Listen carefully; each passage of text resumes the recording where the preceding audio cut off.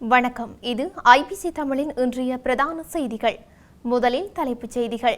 கட்டுநாயக்க விமான நிலையத்தின் பேரில் நடக்கும் மோசடி, மக்களுக்கு எச்சரிக்கை. கடவுச்சீட்டு வழங்குவதில் மீண்டும் சிக்கல். இலங்கை ரூபாவின் பெறுமதியில் ஏற்பட்டுள்ள மாற்றம். நாடாளுமன்ற ஊழியர்களுக்கான கொடுப்பனவு வெளியான தகவல். இந்த வருடம் பேருந்து கட்டணத்தில் மாற்றம். சஜித்தை இலக்கு வைத்து ரணில் வகுத்திருக்கும் வியூகம் அம்பலம். யாழ்நகர் பகுதியில் வன்முறை கும்பல், அதிரடியாக கைது செய்யப்பட்ட மூவர். அனுரவிற்கு சீன ஜனாதிபதி அனுப்பியுள்ள அதிர்ஷ்ட செய்தி, மகிழ்ச்சியில் அரசாங்கம். தொடர்பான விரிவான செய்திகள். கட்டுநாயக்க விமான நிலையத்தில் உரிமை கோரப்படாத பயணப்பொதிகள் குறைந்த விலையில் விற்பனை செய்யப்படுவதாக போலி தகவல்கள் பரப்பப்படுவதாக எச்சரிக்கப்பட்டுள்ளது. இது தொடர்பில் மக்கள் அவதானமாக செயற்பட வேண்டும் என விமான நிலையம் மற்றும் விமான சேவை நிறுவனம் அறிவுறுத்தியுள்ளது.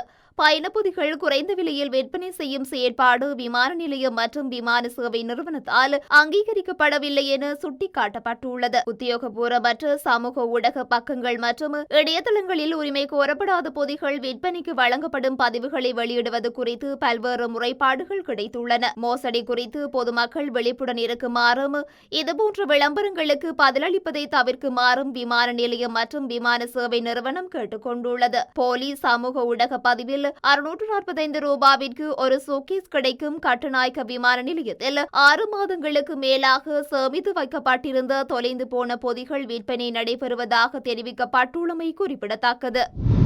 கடவுச்சீட்டு பெற்றுக் கொள்வதற்கான புதிய விண்ணப்பங்களுக்கு 5 மாத காலத்தின் பின்னரே நேரம் ஒதுக்கப்படுவதாக தெரிவிக்கப்பட்டுள்ளது. தற்போதைக்கு விண்ணப்பங்களை சமர்ப்பிக்கும் விண்ணப்பதாரிகளுக்கு எதிர்வரும் மே மாதம் 9ஆம் திகதிக்கு பின்னரான திகதிகளே ஒதுக்கப்படுகின்றது. இதன் காரணமாக புதிய விண்ணப்பதாரிகள் சுமார் 5 மாதங்கள் வரை காத்திருக்கும் நிலை ஏற்பட்டுள்ளதாக சுட்டிக்காட்டப்பட்டுள்ளது. கடவுச்சீட்டு பற்றாக்குறை காரணமாகவே அரசாங்கம் இவ்வாறான நடவடிக்கை ஒன்றை மேற்கொண்டுள்ளதாக தகவல் வெளியாகியுள்ளது.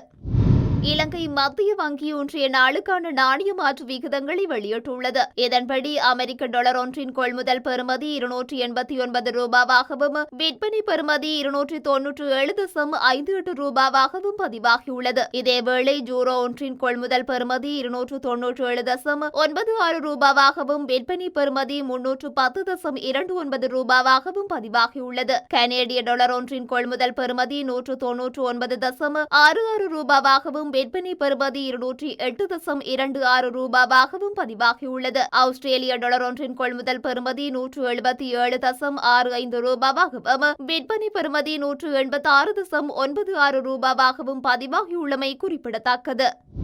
நாடாளுமன்ற ஊழியர்களின் விடுமுறை கொடுப்பனவை வழங்குவதில்லை என அரசாங்கம் தீர்மானித்துள்ளதாக தகவல் வெளியாகியுள்ளது. நாட்டின் பொருளாதார நிலைமையை கருத்தில் கொண்டு இந்த முடிவு எடுக்கப்பட்டுள்ளதாக அரசாங்க தகவல்கள் தெரிவிக்கின்றன. இந்த கொடுப்பனவை செலுத்தும் போது நாடாளுமன்றத்திற்கு மாத்திரம் விசேட கவனம் செலுத்தினால் அது மோசமான முன்னுதாரணமாக அமையும் என பொருளாதார ஆலோசகர்கள் அரசாங்கத்திற்கு சுட்டிக்காட்டியுள்ளனர். சுமார் 1200 நாடாளுமன்ற உறுப்பினர்கள் இந்த கொடுப்பனவை பெறுவதற்கு தகுதியுடையவர்கள் என தெரிவிக்கப்பட்டுள்ளது. இந்த நிலையில் நாடாளுமன்ற ஊழியர்கள் குழு ஒன்று அண்மையில் அரசாங்க தலைவர்களை சந்தித்து இந்த கொடுப்பனவை வழங்குமாறு கோரிக்கை முன்வைத்துள்ளது. இதேவேளை இலங்கைக்கு இவ்வருடம் சுற்றுலாத்துறையின் மூலம் 5 பில்லியன் அமெரிக்க டாலர் வருமானம் கிடைக்கும் என எதிர்பார்க்கப்படுவதாக அமைச்சர் தெரிவித்துள்ளமை குறிப்பிடத்தக்கது.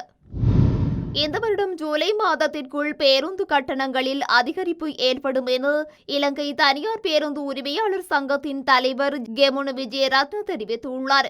ஊடகங்களை சந்தித்து கருத்து தெரிவிக்கும் போதே அவர் இவ்வாறு கூறியுள்ளார். எரிபொருள் கட்டணத்தை குறைத்திருந்தால் தாங்கள் நிச்சயமாக பேருந்து கட்டணத்தை குறைத்திருப்போம்.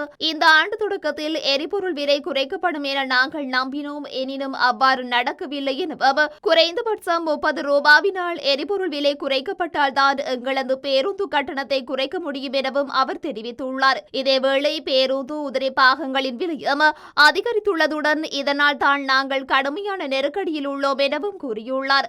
அத்துடன் ஒரு பேருந்தின் விலை ஏறக்குறைய 1,70,00,000 உயர்வடைந்துள்ளதுடன் இதனாலும் தாம் பேருந்து கட்டணத்தை உயர்த்த வேண்டிய நிலைக்கு தள்ளப்பட்டுள்ளோம் எனவும் அவர் தெரிவித்துள்ளார்.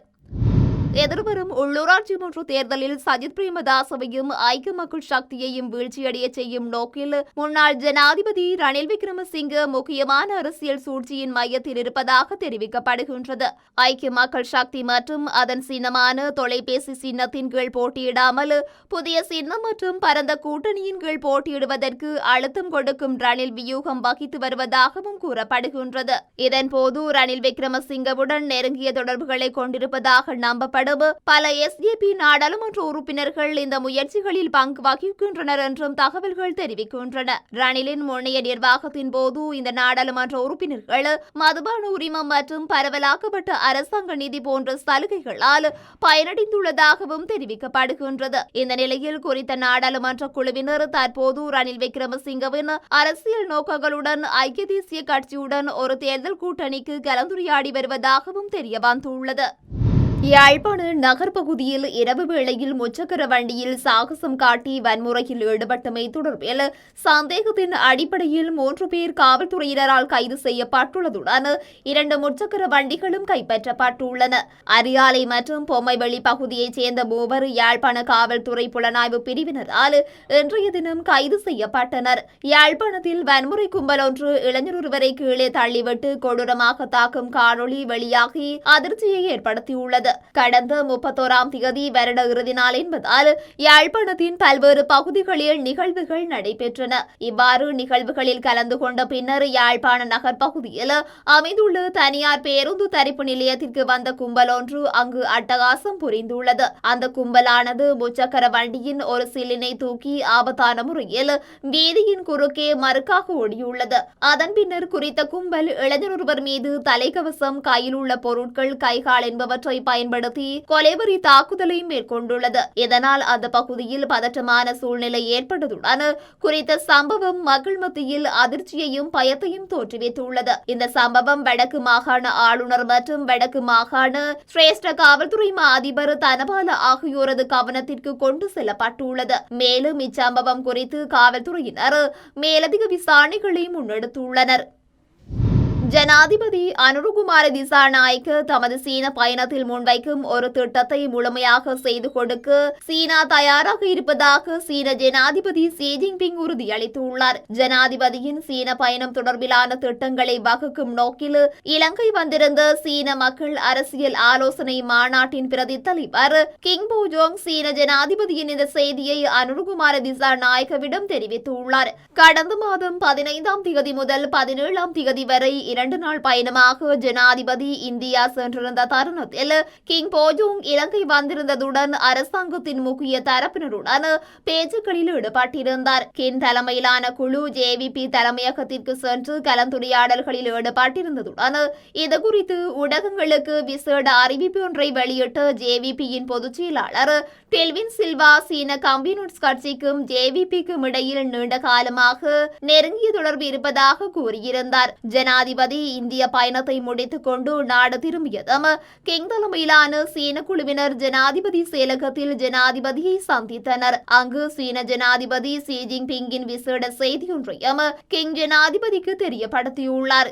ஜனாதிபதிக்கு மரியாதை செலுத்தும் வகையில் ஜனாதிபதி தமது சீன பயணத்தின் போது விரும்பும் எந்தவொரு புதிய திட்டத்தையும் முன்வைக்க முடியும் எனவும் இதனை நடைமுறைப்படுத்த சீன அரசாங்கம் தயாராக இருப்பதாகவும் அந்த செய்தியில் கூறியுள்ளார். இதுவரை எந்தவொரு ஜனாதிபதியும் பெற்றுக் கொடுக்காத தனித்துவமான இந்த யோசனையை சீன ஜனாதிபதி அனுருகுமார திசாநாயக்கவிடம் முன்வைத்துள்ள நிலையில் கடந்த சில நாட்களாக சீன பயணத்தின் போது முன்வைக்கப்படவுள்ள திட்ட முன்வழிவு தொடர்பில் அரசாங்கத்திற்குள் விசேட கலந்துரையாடல்கள் இடம்பெற்றுள்ளன.